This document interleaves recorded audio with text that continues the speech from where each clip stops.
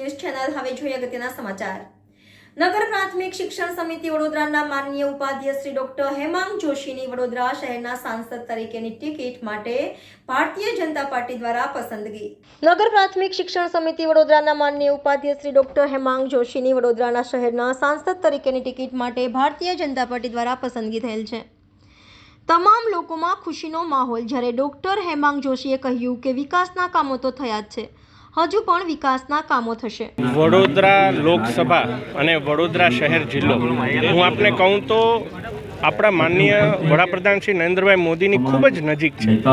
જ્યારે સંઘમાં કાર્યરત હતા ત્યારે સંઘના એક કાર્યકર્તા તરીકે પણ સ્વયંસેવક તરીકે પણ એમણે અહીં સમય ગાળ્યો છે, તો વડોદરાને ખૂબ નજીકથી ઓળખે છે।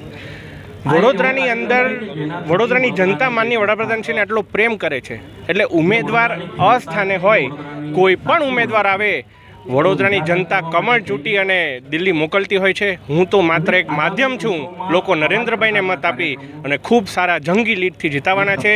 આ મને એક કમળ બનવાનો જે મોકો મળ્યો છે તે બદલ હું માનનીય વડાપ્રધાન શ્રી નરેન્દ્રભાઈ મોદી સાહેબ, માનનીય રાષ્ટ્રીય અધ્યક્ષ શ્રી આપણા જેપી નડ્ડા સાહેબ, માનનીય કેન્દ્રીય ગૃહમંત્રી શ્રી અમિતભાઈ શાહ સાહેબ, આપણા ગુજરાતના મુખ્યમંત્રી શ્રી ભૂપેન્દ્રભાઈ પટેલ સાહેબ, આપણા ગુજરાતના અધ્યક્ષ શ્રી સી આર પાટીલ સાહેબ અને તમામ જેટલા આપણા વડોદરાના શહેર સંગઠનના ડૉક્ટર વિજયભાઈ શાહ સાહેબ, એમની ટીમ, તમામ ધારાસભ્યો, સાંસદશ્રી અને તમામ લોકોનો ખૂબ ખૂબ આભાર માનું છું। અનેક અટકળો હતી, અનેક નામો ચાલી રહ્યા હતા, પાર્ટીએ તમને એ મોકો આપ્યો છે, તો શું કહેશો તે વિશે? સૌરભભાઈ, મેં આપને કહ્યું કે વડોદરાની અંદર કોઈ પણ ઉમેદવાર આવે એ ઉમેદવાર પ્રજા નરેન્દ્રભાઈ મોદીને જોઈને મત આપતી હોય છે।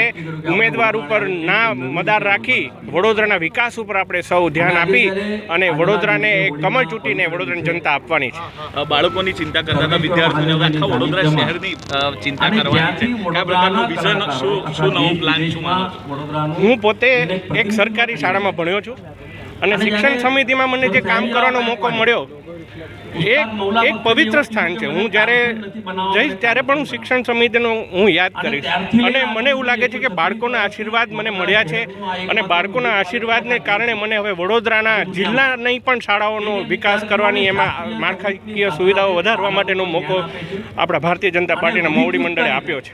ભાવુક થયા છે? ના, ભાવુક નહીં, એટલે શિક્ષણ સમિતિને આપણે યાદ કરાવ્યું તો મને જરા એક ફ્લેશબેક આવી ગયું, પણ